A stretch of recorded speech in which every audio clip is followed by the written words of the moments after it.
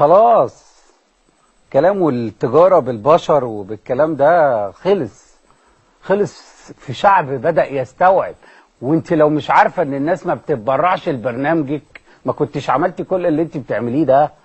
والبقية هفضل وراهم لغاية ما يعرفوا ان ده مش اتجاه صح. على فكرة بشوه في ايه؟ في ناس ايه؟ ولأهلهم ايه؟ اهل ايه؟ اهل ايه؟ سلمي لي على طنط الخياطة، عارفاها ولا لا؟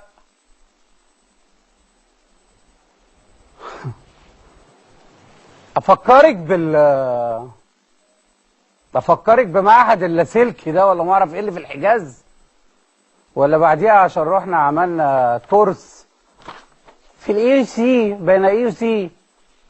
السي في كله موجود على فكرة. فكرة انك تقعدي تشوهي وتقولي اي حد بيعارضك يبقى بيموت اطفال مصر بلح. كل الكلام ده انتهى.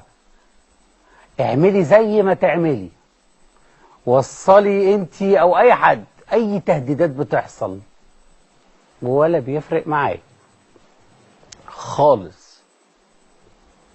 الحكايات القديمة كل مصر عارفاها كتير.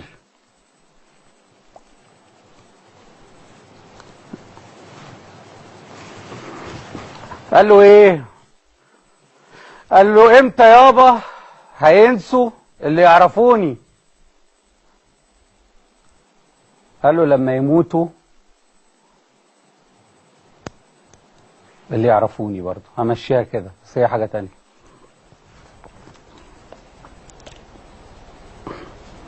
على فكرة سيرتها اصلا بتعصبني وبترفع لي الضغط، وانا عايز ابقى يعني خفيف مع حضراتكم شوية كده. بس ان شاء الله هنكمل المسيرة. روحوا بولادكم للأماكن الصح وشوفوا فلوسكم بعينيكم جوه الأماكن اللي بيتعمل فيها الخير بجد.